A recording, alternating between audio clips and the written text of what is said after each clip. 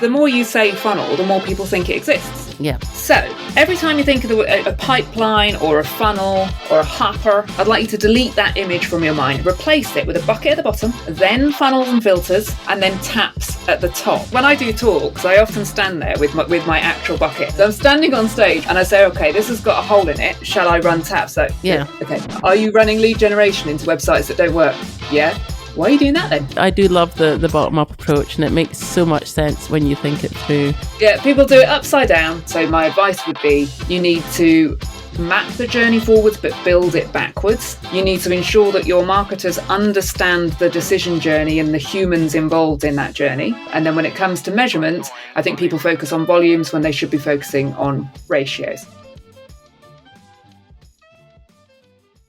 Okay, welcome back to Digital Marketing from the Coalface. This week, delighted to have a marketing legend as a guest. I'm going to let Bryony introduce herself. Bryony, tell us all about you and your business and why we should care what you've got to say about marketing. Thanks, David. I'm Bryony Thomas. I'm the author of a book called Watertight Marketing and the founder of Watertight Business Thinking. Why should you care? I don't know. Sometimes I say some reasonably intelligent things. Quite often, I would say. Quite often, yeah, I suppose. I've worked in marketing for 25 years. The original Watertight Marketing book came out in 2013, second edition last year.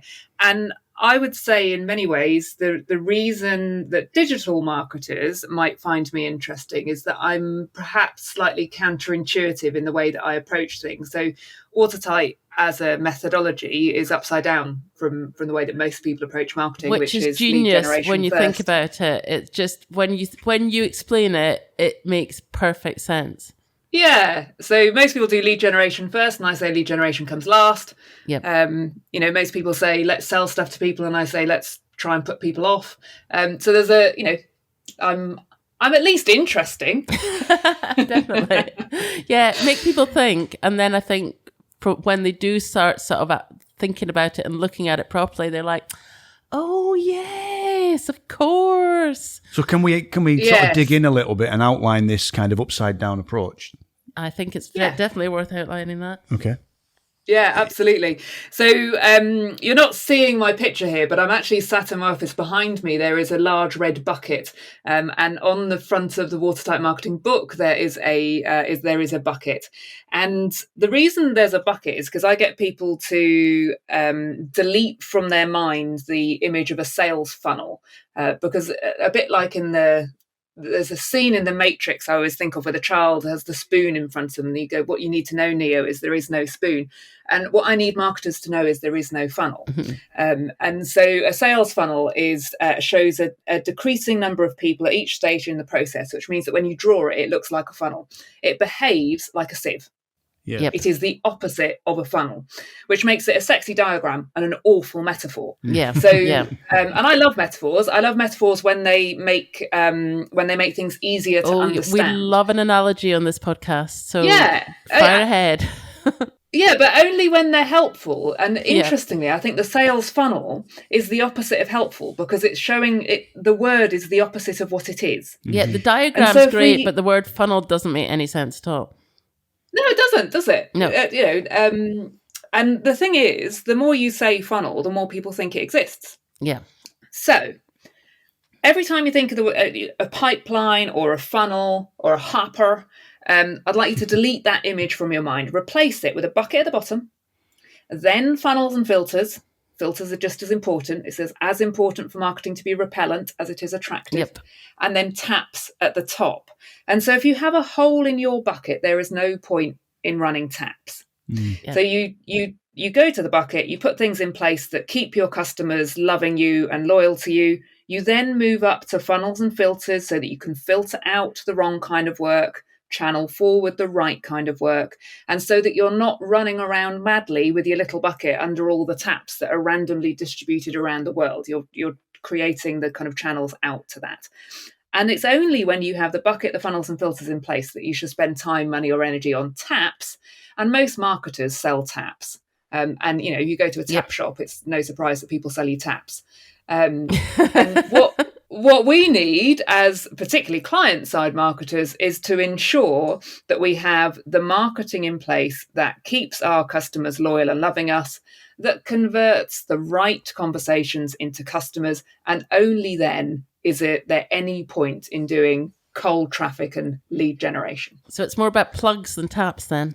It is, absolutely. My dad was a builder, which may explain why I use quite kind of trades-related kind of analogies. Yeah, it's all quite kind of construction. But everyone and understands taps, buckets, plugs. It's not airy-fairy. You can picture a bucket, you can picture a tap. You can see the whole point of not turning a tap on if there's a hole in the bucket, because that tap, what's coming out of that tap is costing you money. So you're basically flushing fivers down the loo.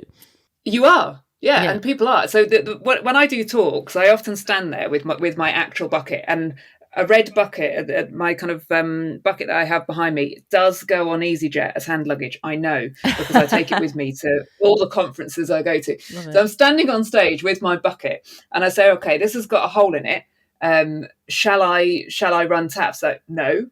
Yeah. Okay. Are you running lead generation into websites that don't work? Yeah. Why are you doing that then? Exactly. Yeah. That's so.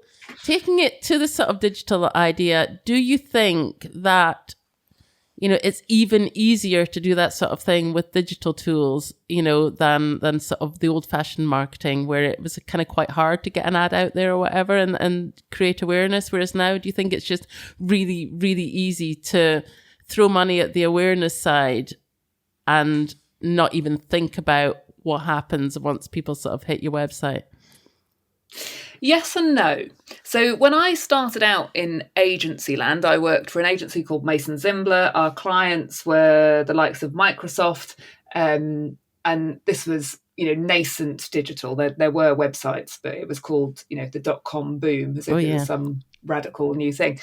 And when we were doing awareness and lead generation for those companies, we would buy an ad in the Times, spend the equivalent of what you could buy a small house for, and then possibly correlate that with how many phone calls they had. Maybe, maybe. And so, if anyone remembers, was it easy to waste money? Yeah, that's true.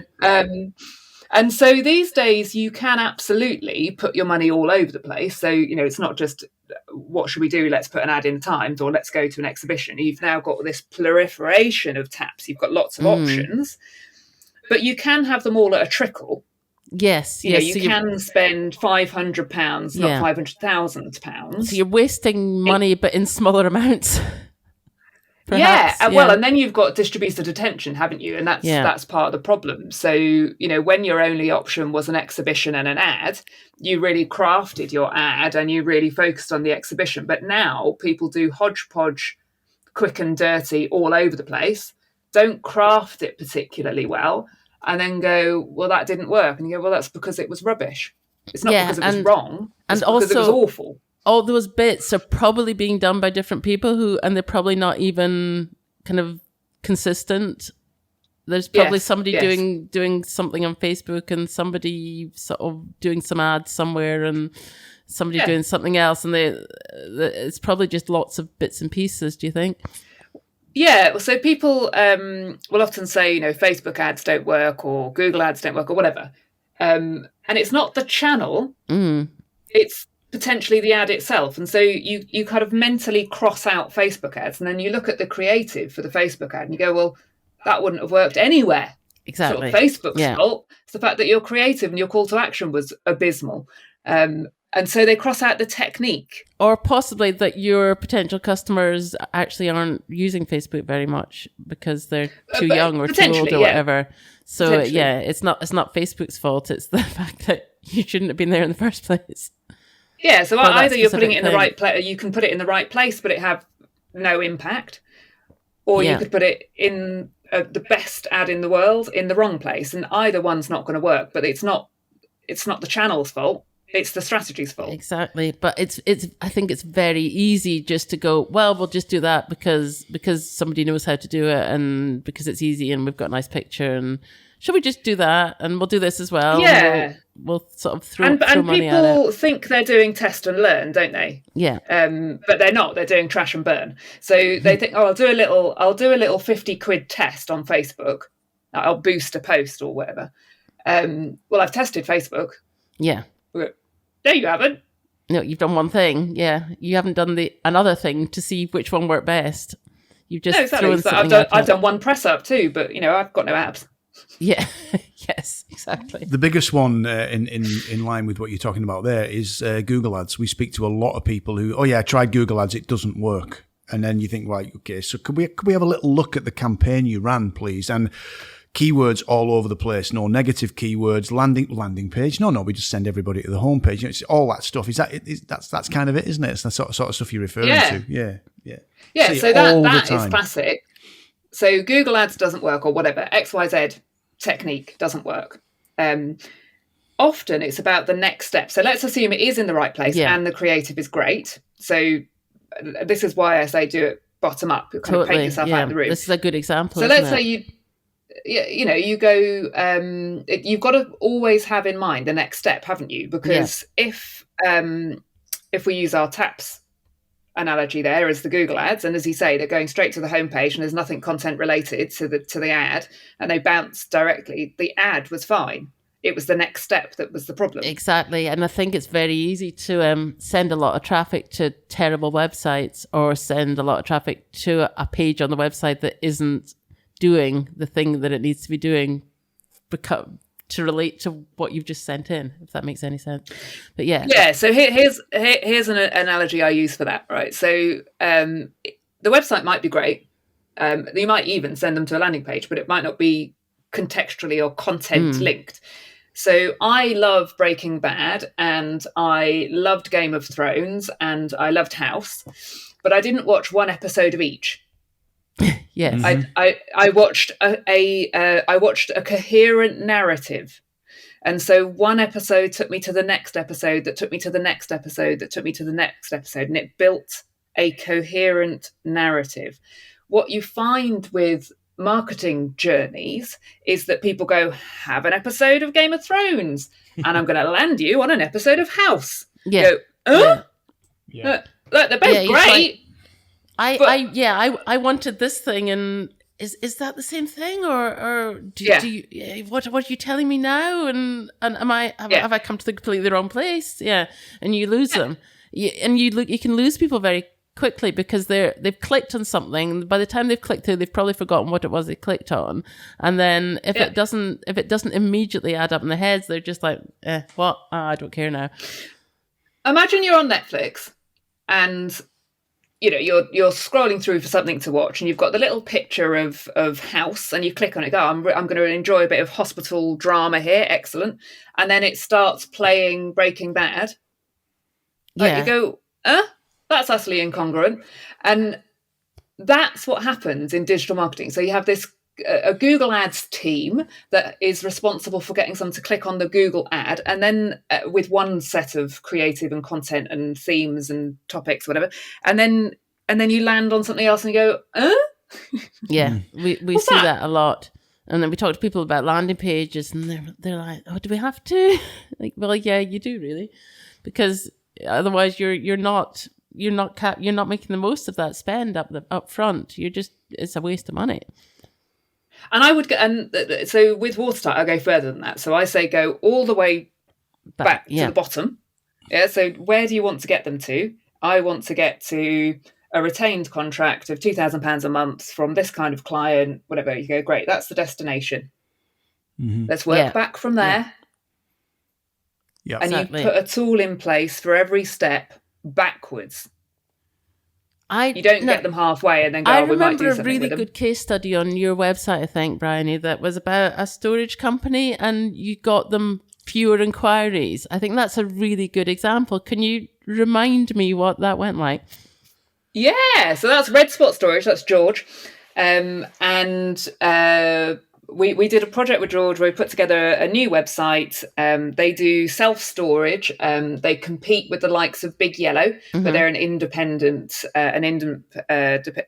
provider of storage. And so the website went live, and we checked in with George, I think a week or 10 days later, said, how's it going? He said, oh, Bryony, it's awful. I said, oh no, what's wrong? And he said, I've got half the number of inquiries I normally get. Mm-hmm. Okay. You start. I said, all right. And I said, and how many of those have booked storage with you? And he said, oh, the same as ever. I said, so you've had half the number of conversations for the same amount of bookings. This is not a bad thing.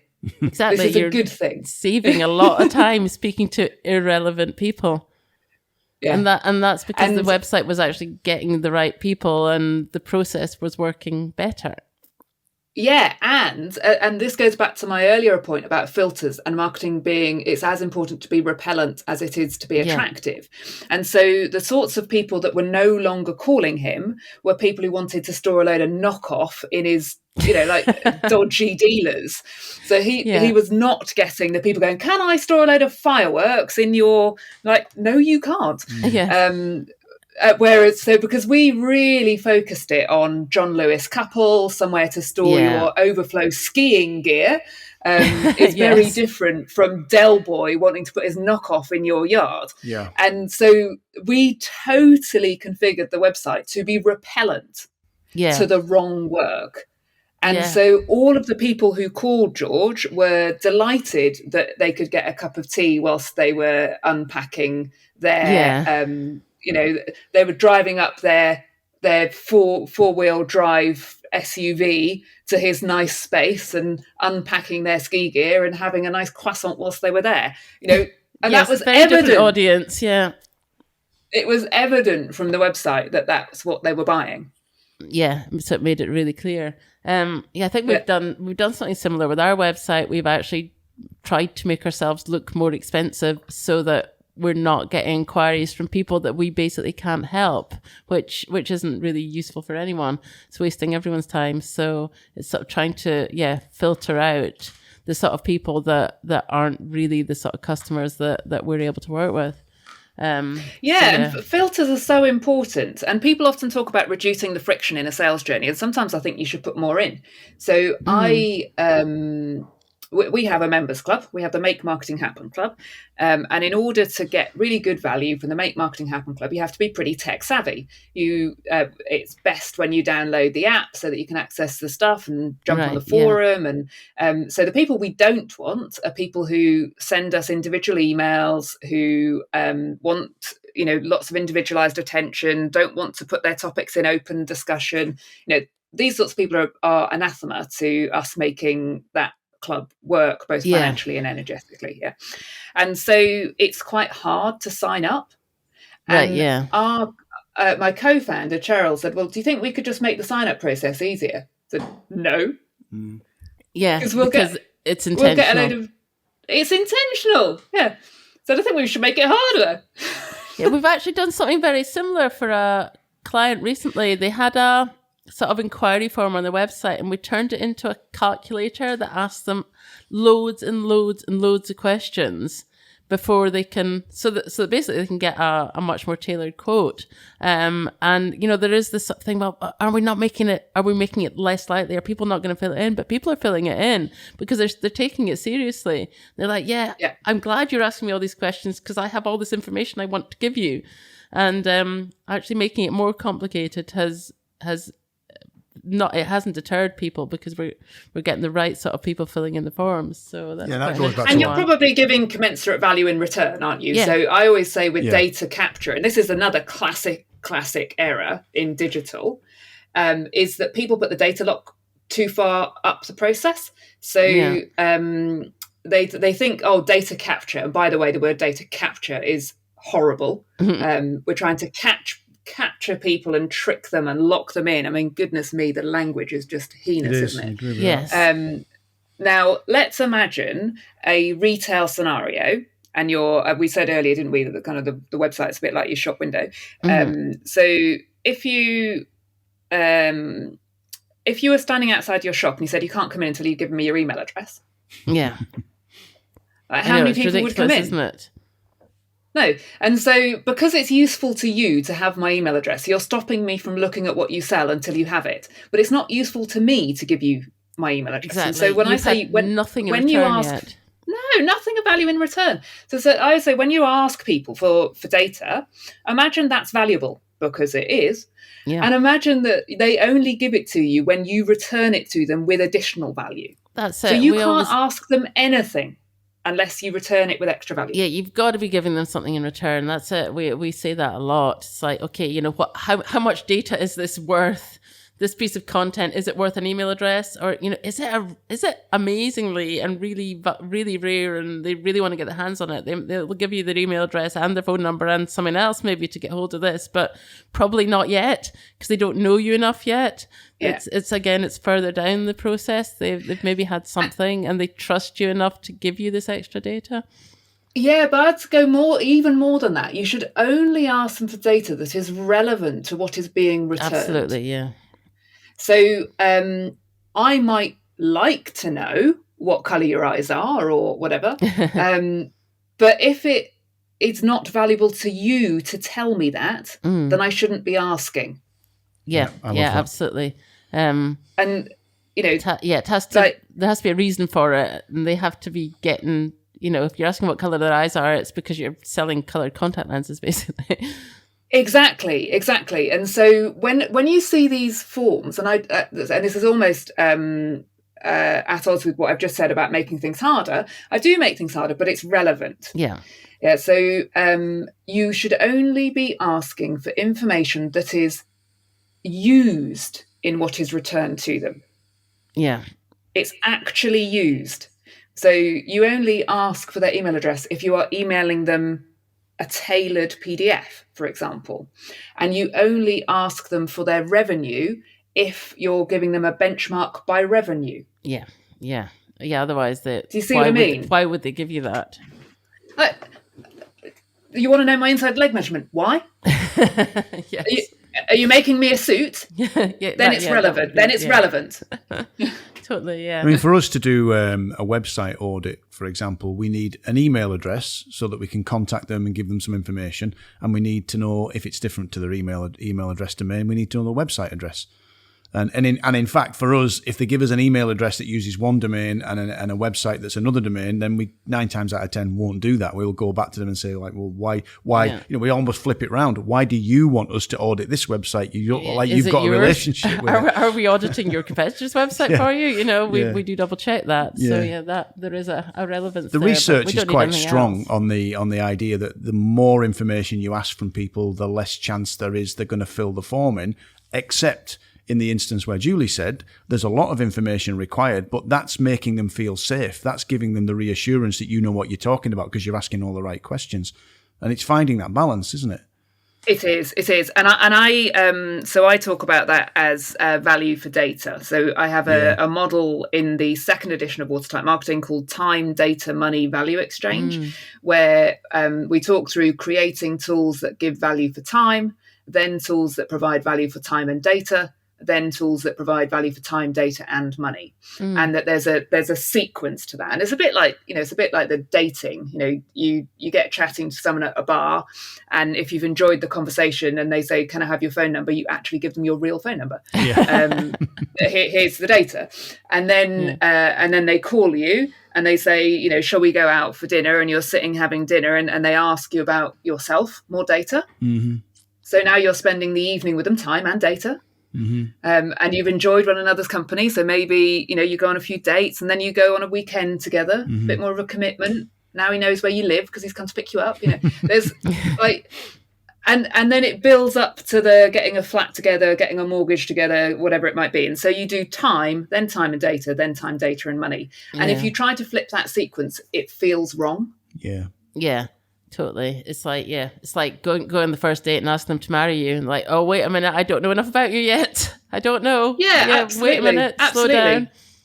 Yeah, I mean, right now we get lots of calls. I'm sure you do as well. We get calls from people. Hello, I'm phoning about your energy contract. Can you tell me when it expires? Or I believe your energy contract's expired. And you're like, whoa, wait a minute. Who are you? That's exactly like me phoning up a complete stranger and asking them to come for a weekend away with me. Yeah, yes. Well, imagine this, right? This is what This is the digital marketing equivalent of dating. Let's imagine that you've been profiling somebody from a distance. You've scraped their data. Creepy, you've Bryony. manipulated and tricked them out of giving you information about themselves. And then you go up to them and say, I've been profiling you and I know that you're the perfect match for me. I mean, honestly, you'd have them arrested. You would, absolutely. You certainly wouldn't. It certainly wouldn't make you warm to them and think about having a conversation. You would run a mile. And that's why people put the phone down, isn't it? And so we talk about invitation information. So rather than lead magnets, we don't use the word lead magnet. We use invitation information because it's an invitation for you to tell us about yourself, provide us with data. We're not there to capture leads. We're there to invite conversations. So we use the phrase invitation information. It's very deliberate. I mean, that anyone reading Watertight may not notice, but we do not use the word target. We do not use the word capture. We do not use lock-ins. We don't use any language that makes it sound like we want to profile, target, kill. Marketing started out with a load of sort of military language. You've got campaigns and you've got targets and you've got there's tons of military language in marketing for some inexplicable reason, and we just use it without thinking. Well, and traffic. Yeah. So we're going to traffic people. We're going to capture their data. We're going to put a tripwire in.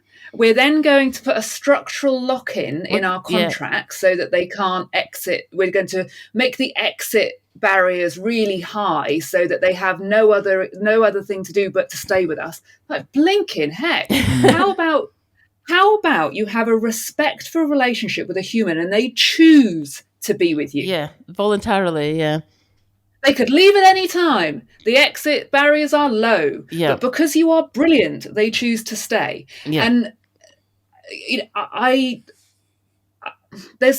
marketing has this, and marketing methodologies have a whole slew of not just military language, but dehumanizing activities. So homogenizing and dehumanizing, where you talk about people as avatars. So again, we don't use avatars, we use characterizations.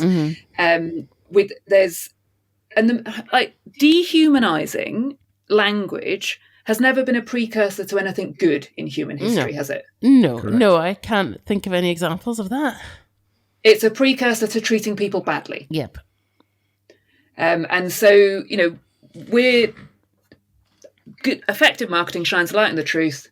My belief is that marketing is there to support someone through to a decision with which they remain happy, even if that's not to work with you.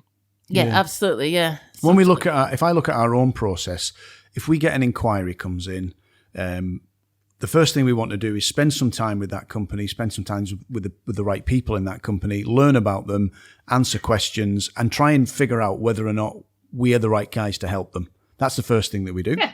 We don't even charge for that. I mean, in the past, we've thought about, that's discovery, it's valuable. You know what? We need to actually invest in this potential relationship. So we do that. And the second thing is, to the point you made, we will never ask people to sign a contract. We use almost the exact words you said. We say to people, we want you to stay with us because we're adding value and you're enjoying working with us, and no other reason. And I don't think in marketing you can do it any other way. But I wonder if the language that you guys have been using, around war related, conflict related language, is that why? And maybe this isn't true, but it feels like it is, because I'm an engineer who's come into marketing. It feels like marketing conversations are often adversarial.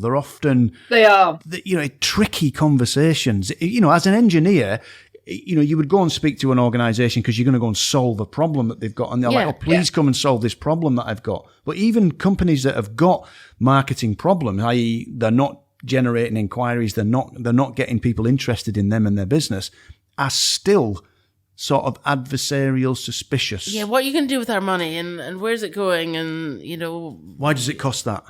yeah, it is. It is weird. It's still seen as very much something people don't want to spend money on.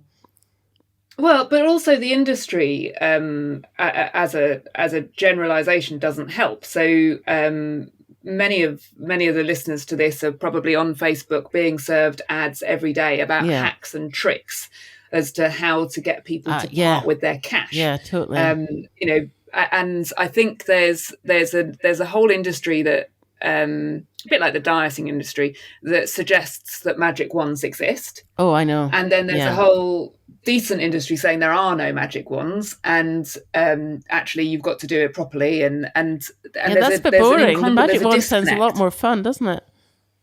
Yeah, I mean, find a magic wand, Julie, and I'm, send it my way. I'd love one. But exactly, yeah. But yeah, if you're faced with both options, spending quite a lot of time and quite a lot of money to get the result, or just waving a magic wand for like 25 quid, if you're and I think people think they have to be a bit of a to do well in marketing. They have to manipulate people, and marketing is a bit slimy and icky and a bit horrible, but the means justify the ends, and I don't believe it is. I think marketing can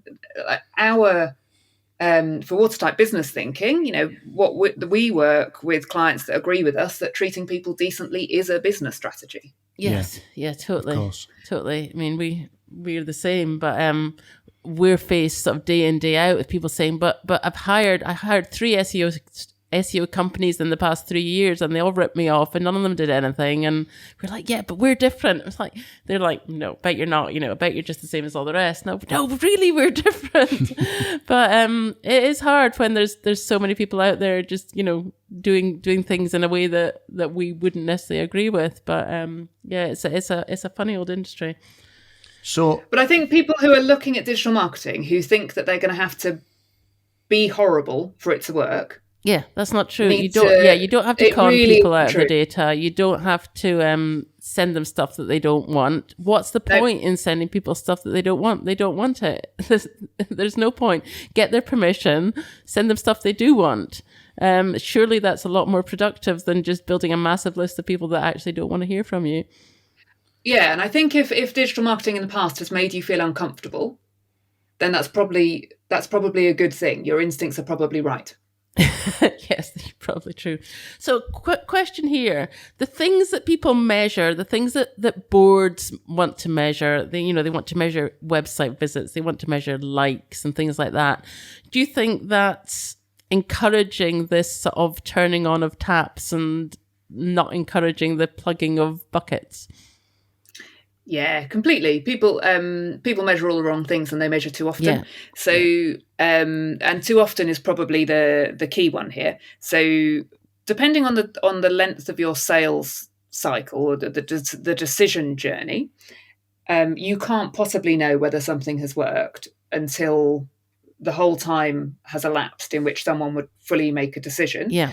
And so, if you do an ad campaign in a given month, you won't know whether that's turned into bottom line results perhaps until 3 to 6 months later. It also won't turn into bottom line results if you don't have the full journey. And so you need a metric for every step in the decision. Yeah. You need to measure from the bottom up. And most people measure volume. So let's say you've got a 6-step model and you've got a volume metric for each. That's a good start.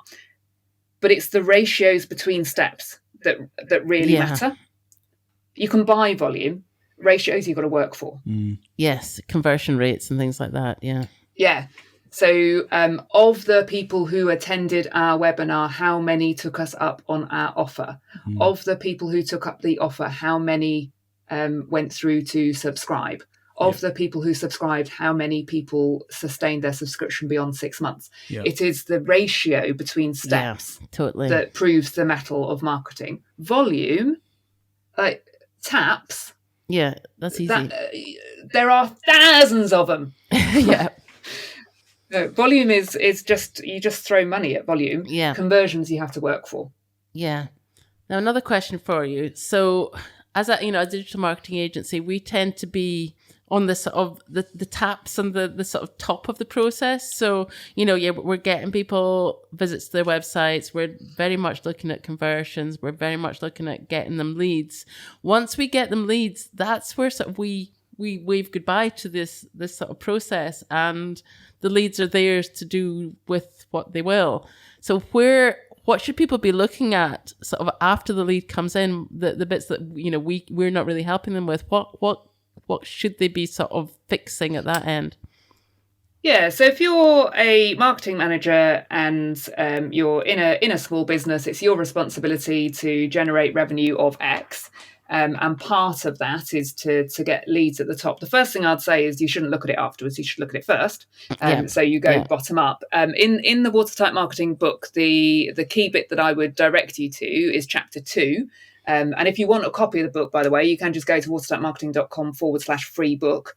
And I will ask you for your email address, and then I'll send you an email, send you a book, because I have to send it to you by email. Relevant data.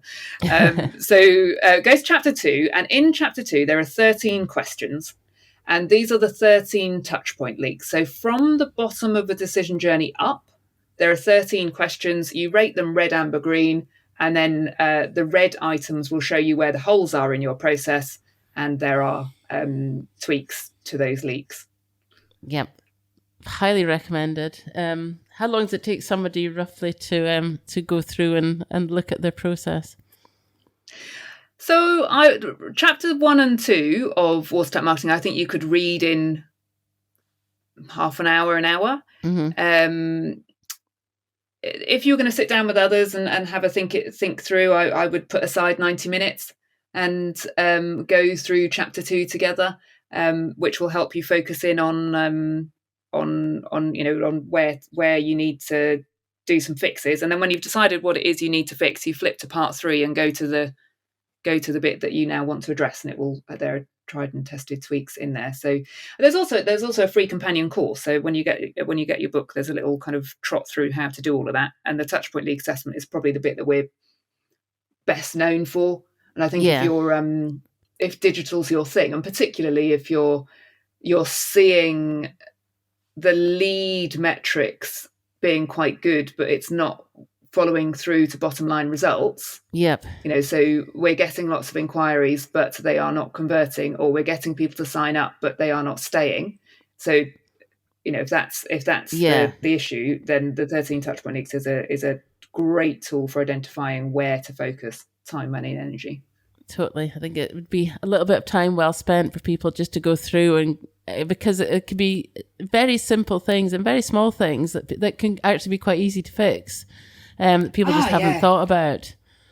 So I once had someone describe the book as a slap around the face with the bleeding obvious. I took it as a compliment. Yeah, well, it is. I mean, the whole of marketing is the bleeding obvious. None of it is rocket science. It's just knowing where to look and knowing what questions to ask. Once you see it, it's common sense. And doing it in the right order. Like you say, there is no point sending loads of inquiries if the sales process is completely broken, or your customer service is so bad that as soon as you sign them up, you annoy them so much that they cancel. So there is no point. That's a lot of wasted money if you get them all the way through the process just to sort of somehow upset them so that they then cancel or leave or whatever. So totally, there is no point spending any money if your retention isn't working.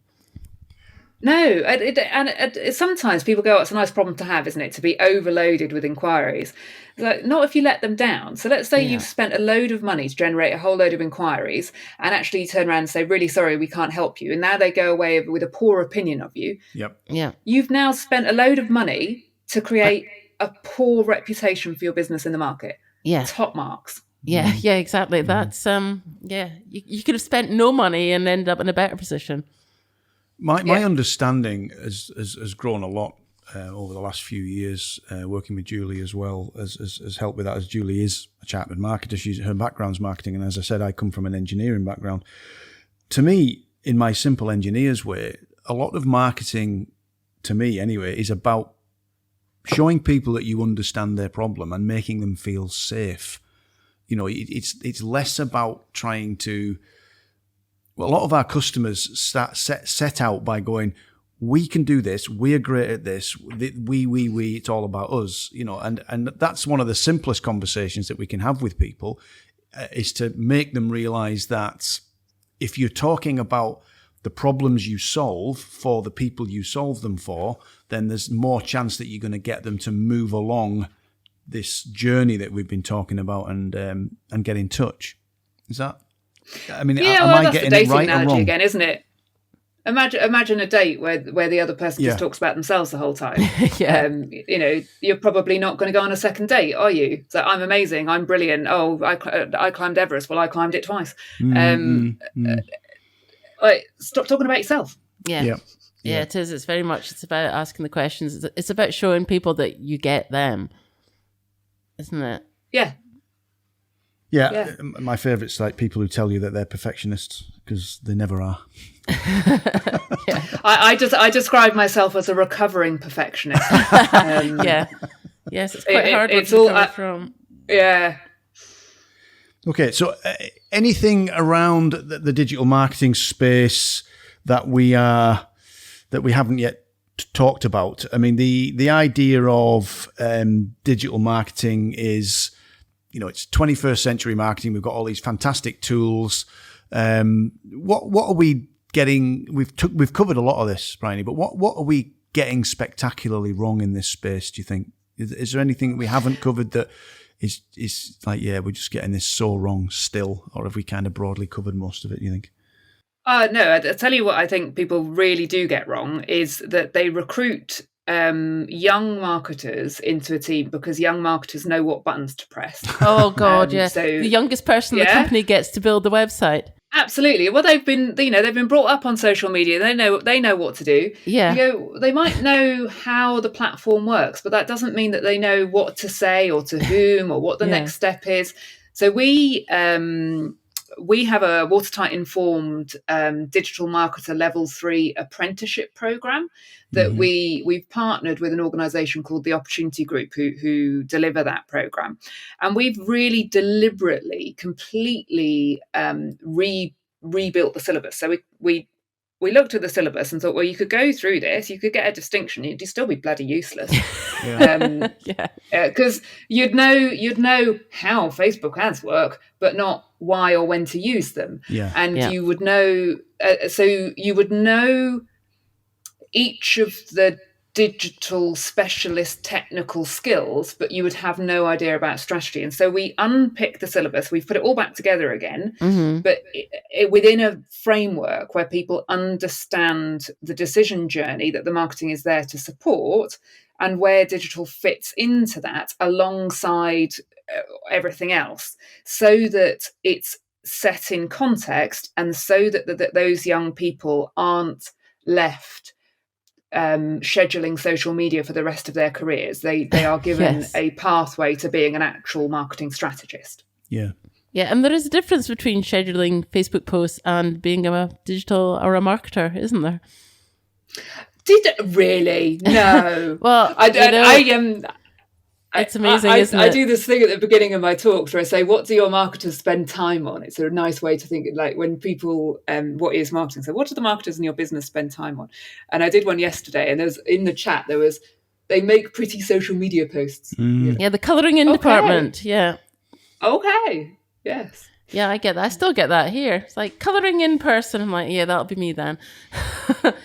Well, and what's interesting is that's because it often comes at the end of a process. So to go to your engineering piece, David, often in product-led businesses, what you'll find is that there's a whole group of people who create the product and they decide its pricing, and then they come to the end and say, marketing, can you make that, put some words and pictures on it, go and tell the world about it?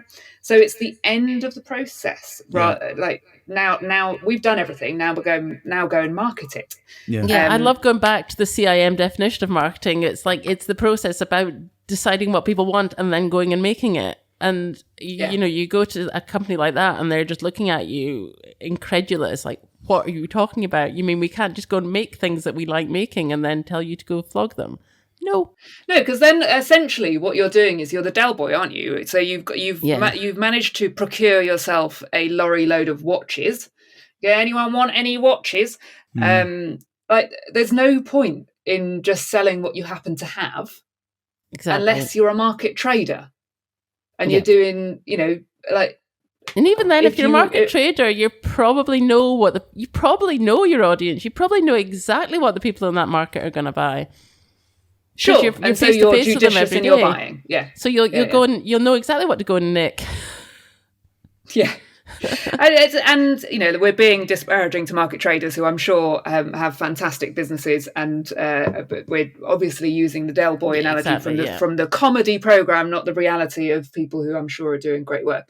But it's the point is that people often see marketing as the end of the process, and really it is the process. It's the whole process, From the very beginning, before you even think about what to make, it is the whole process. And if you leave it to the end, then you are just sort of ending up like putting stuff on Facebook in desperation to try and get some attention. We probably could learn a lot from market traders, because they condense that whole buying journey down into like 10 minutes, don't they? They tell a fantastic story, they draw people in, they persuade, they convince, they then get the trust. But they start even earlier than that. The person walks away with an armful of crockery in the olden days. They start earlier than that. They go out there the day before. They look at the audience and think, that there's nobody here selling crockery, and that those people look like the sort of people that would buy crockery. I'm going to go and source a load of crockery for tomorrow because that's what the market needs. So it is the whole process. It's actually quite a good analogy. We might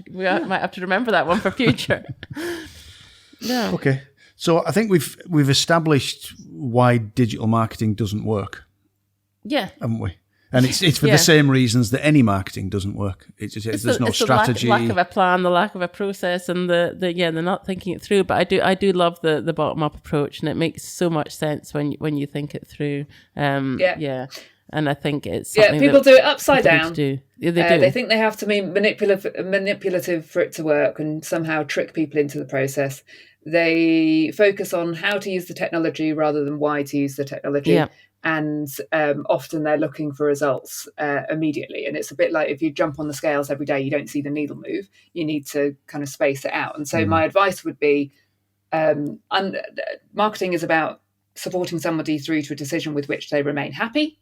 Yep. You need to map the journey forwards, but build it backwards so that you sort of paint yourself out of the room. You've got that full path. You need to ensure that your marketers understand the decision journey and the humans involved in that journey. Not just the button, not just which buttons to press, because there are hundreds of people who show you what buttons to press. It's why, what conversations are you going to have? And then when it comes to measurement, I think people focus on volumes when they should be focusing on ratios. Yeah, totally agree with that one. Love that. Okay, can we just a quick refresher of how people can find out more about Watertight Marketing and you, and get in touch and buy books and do all that stuff? Yeah, sure. So we're Watertight Business Thinking. We're business transformation consultants with a marketing lens. We work with businesses of around 2 to 20 million on a 2-year transformation program where we put marketing at the heart of decision making. The best way to determine whether it's the sort of thing you might enjoy is to go to watertightmarketing.com/free book and grab yourself a copy of the second edition of the Watertight Marketing book and help yourself to all the free companion resources. Watertight. I would say it's a nice read. It's not complicated. It just makes sense. I would say definitely worth grabbing the book and I'm having a read. And I don't think there is anybody who wouldn't read the book and find something in there that makes them go, oh yeah. We'll put some links into the show notes as well. We'll put some links in, and we'll put it out in social with some links on that as well. Okay, thanks. My top tip with the book is to read it through to cover like a novel, let it wash over you. Did you not say read it through with a glass of wine? I am sure I've heard you say that. I had, well, these days, unfortunately, Julie, I can't partake in wine myself, what with having only a third of a pancreas left. Your readers could partake, couldn't they? They could. Basically a holiday read, like a novel. So if you read it cover to cover and sort of let it wash over you, and then on the second pass, you start implementing things. What I found is that if people implement on the first read, they get distracted by the first idea rather than the best idea. Yeah, so go through it, let it soak in, and then go back and do it sort of more methodically. Yeah, so you read it once to get the picture on the front of the jigsaw box. Yeah. And then you go back again, piecing it all together. Makes perfect sense. Great. Good stuff. If you've enjoyed the podcast and you want to come on the podcast and talk about digital marketing or business growth or any aspect of the stuff that we like to cover on the podcast, that'd be great. If you've got any questions, send them in, redevolution.com, fill in one of the forms. We won't ask for too much information, we promise. And in the meantime, Bryony, that's been an absolute joy. Thank you very much. From my point of view, as a marketer of not many years standing, I just love talking to seasoned marketers and getting hoovering up all this fantastic information. So that was great. Yeah, and I love the chance to actually talk proper marketing with people. So yeah, thank you very much. Loads of hugely important advice there, and I hope everyone enjoys it. Thanks for your time. Brilliant. Thanks, Julie. Thanks, David. Thank you.